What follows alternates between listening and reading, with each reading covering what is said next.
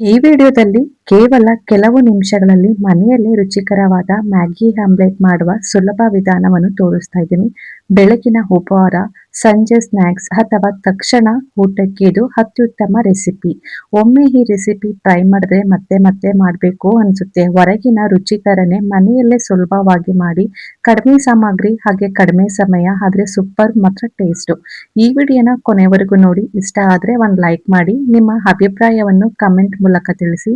ಇಂತಹ ಇನ್ನಷ್ಟು ರುಚಿಕರವಾದ ಕನ್ನಡ ರೆಸಿಪಿಗಳಿಗಾಗಿ ನಮ್ಮ ನಾಗುಮಹಿ ಕುಕಿಂಗ್ ಚಾನಲ್ನ ಸಬ್ಸ್ಕ್ರೈಬ್ ಮಾಡ್ಕೊಳ್ಳಿ. ಹಾಗೆ ಪಕ್ಕದಲ್ಲಿರುವ ಬೆಲ್ ಐಕನ್ ಕೂಡ ಕ್ಲಿಕ್ ಮಾಡಿ. ಬನ್ನಿ ಇವಾಗ ತುಂಬಾನೇ ಸಿಂಪಲ್ ಆಗಿ ಈ ಮ್ಯಾಗಿ ಆಮ್ಲೆಟ್ ಅನ್ನ ಯಾವ ರೀತಿ ಮಾಡೋದು ಅಂತ ನೋಡ್ಕೊಂಡ್ ಬರೋಣ.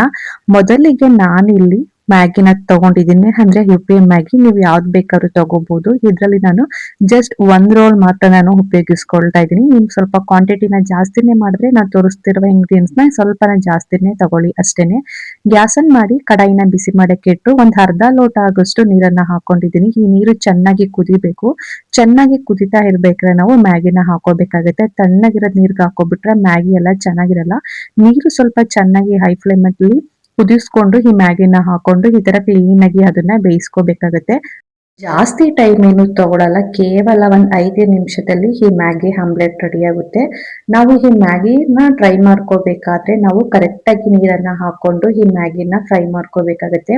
ನಾನಿಲ್ಲಿ ಒಂದು ರೋಲ್ಗೆ ಅರ್ಧ ಕಪ್ ಆಗೋಷ್ಟು ನಾನು ನೀರನ್ನ ಹಾಕೊಂಡಿದ್ದೀನಿ ಅಷ್ಟೇನೆ. ಇಲ್ಲಾಂದ್ರೆ ನೀರ್ ತರ ಹಾಕ್ಬಿಟ್ರೆ ಆಮ್ಲೆಟ್ ಚೆನ್ನಾಗಿ ಬರಲ್ಲ. ಈ ಮ್ಯಾಗಿ ನಾವು ಡ್ರೈ ರೀತಿ ರೋಸ್ಟ್ ಮಾಡ್ಕೋಬೇಕಾಗತ್ತೆ.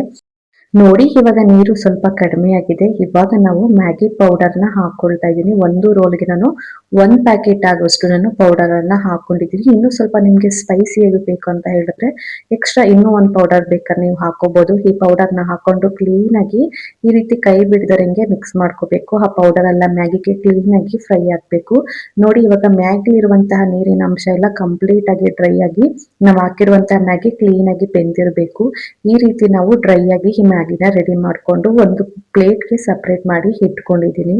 ನೆಕ್ಸ್ಟ್ ಇವಾಗ ನಾವು ಆಮ್ಲೆಟ್ಗೆ ರೆಡಿ ಮಾಡ್ಕೋಬೇಕಾಗತ್ತೆ. ಒಂದು ಮಿಕ್ಸಿಂಗ್ ಬೌಲಿಗೆ ನಾನಿಲ್ಲಿ 2 ಆಮ್ಲೆಟ್ ಅನ್ನ ಒಡೆದು ಒಂದು ಬೌಲ್ಗೆ ಹಾಕೊಳ್ತಾ ಇದ್ದೀನಿ. ನಿಮ್ಗೆ ಆಮ್ಲೆಟ್ ಎಷ್ಟು ದಪ್ಪ ಬೇಕು, ಇನ್ನು ಸ್ವಲ್ಪ ನಿಮ್ಗೆ ಎಕ್ಸ್ಟ್ರಾನೇ ಇಷ್ಟ ಆಗುತ್ತೆ ಅಂತ ಹೇಳಿದ್ರೆ ನೀವು ಮೊಟ್ಟೆನ ಎಷ್ಟು ಬೇಕಾದ್ರೂ ಹಾಕೋಬಹುದು. ನಾನಿಲ್ಲಿ ಒಂದು ರೋಲ್ ಮ್ಯಾಗಿಗೆ ನಾನಿಲ್ಲಿ 2 ಆಮ್ಲೆಟ್ ಅನ್ನ ಹಾಕೊಳ್ತಾ ಇದ್ದೀನಿ. ತುಂಬಾನೇ ಪರ್ಫೆಕ್ಟ್ ಆಗಿ ಸಾಕಾಗುತ್ತೆ.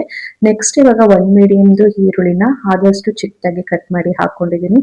ಖಾರಕ್ಕೆ ಅನುಗುಣವಾಗಿ ಒಂದ್ 2 ಹಸಿಮೆಣಸಿಕಾಯಿನ ಚಿಕ್ಕದಾಗಿ ಕಟ್ ಮಾಡಿ ಹಾಕೊಂಡಿದ್ದೀನಿ. 1 ಟೇಬಲ್ ಸ್ಪೂನ್ ಆಗೋಷ್ಟು ನಾನಿಲ್ಲಿ ಕೊತ್ತಂಬರಿ ಸೊಪ್ಪನ್ನ ಅದನ್ನು ಕೂಡ ನೀಟಾಗಿ ವಾಶ್ ಮಾಡಿ ಚಿಕ್ಕದಾಗಿ ಕಟ್ ಮಾಡಿ ಹಾಕೊಂಡು ರುಚಿಗೆ ತಕ್ಕಷ್ಟು ನಾನು ಉಪ್ಪನ್ನ ಹಾಕೊಂಡು ಇದನ್ನ ಒಂದ್ 2ರಿಂದ 3 ನಿಮಿಷ ಕ್ಲೀನ್ ಆಗಿ ಬೀಟ್ ಮಾಡ್ಕೋಬೇಕಾಗುತ್ತೆ. ನೋಡಿ ಈ ತರ ಕ್ಲೀನ್ ಆಗಿ ಬೀಟ್ ಮಾಡ್ಕೊಂಡು ಇದನ್ನು ಕೂಡ ಪಕ್ಕಕ್ಕಿಟ್ಟು ಇವಾಗ ಅದೇ ಬಾಣಲೆಗೆ ಗ್ಯಾಸ್ ಆನ್ ಮಾಡಿ ಒಂದು 2 ಟೇಬಲ್ ಸ್ಪೂನ್ ಆಗೋಷ್ಟು ನಾನಿಲ್ಲಿ ಎಣ್ಣೆನ ಹಾಕೊಂಡಿದ್ದೀನಿ. ಎಣ್ಣೆ ಲೈಟ್ ಆಗಿ ಬಿಸಿಯಾಗಿದ ನಂತರ ಗ್ಯಾಸ್ ಅನ್ನ ಕಡಿಮೆ ಉರಿಯಲ್ಲಿ ಇಟ್ಕೊಂಡು ನಾವು ಆಮ್ಲೆಟ್ ಅನ್ನ ಬೀಟ್ ಮಾಡಿ ರೆಡಿ ಮಾಡಿ ಇಟ್ಕೊಂಡಿದ್ವಲ್ಲ ಅದನ್ನ ಇವಾಗ ಎಲ್ಲಾನು ಕೂಡ ಹಾಕೊಳ್ತಾ ಇದೀನಿ. ಗ್ಯಾಸ್ ಅನ್ನ ಇದನ್ನ ಕಡಿಮೆ ಉರಿಯಲ್ಲಿ ಇಟ್ಕೊಂಡು ನಿಧಾನವಾಗಿ ಇದನ್ನ ನಾವು ಫ್ರೈ ಮಾಡ್ಕೋಬೇಕಾಗುತ್ತೆ. ನಾನಿಲ್ಲಿ ಆಮ್ಲೆಟ್ ಅನ್ನ 2 ಸೈಡು ರೋಸ್ಟ್ ಮಾಡ್ಕೊಳ್ತಾ ಇಲ್ಲ, ಜಸ್ಟ್ ಒಂದ್ ಸೈಡ್ ಅಷ್ಟೇನೆ ಕ್ಲೀನ್ ಆಗಿ ಇದನ್ನ ರೋಸ್ಟ್ ಮಾಡ್ಕೊಳ್ತಾ ಇದೀನಿ. ನೋಡಿ ಇವಾಗ ಒಂದು 90% ಭಾಗ ಇವಾಗ ಆಮ್ಲೆಟ್ ರೆಡಿ ಆಗಿದೆ. ಇವಾಗ ನಾವು ಅವಾಗಲೇ ರೆಡಿ ಮಾಡಿ ಇಟ್ಕೊಂಡಿರುವಂತಹ ಮ್ಯಾಗಿನ ಈ ಆಮ್ಲೆಟ್ಗೆ ಎಲ್ಲೂ ಗ್ಯಾಪ್ ಇರಬಾರ್ದು ಆ ರೀತಿ ಸ್ಪ್ರೆಡ್ ಮಾಡ್ಕೊಳ್ತಾ ಇದೀನಿ.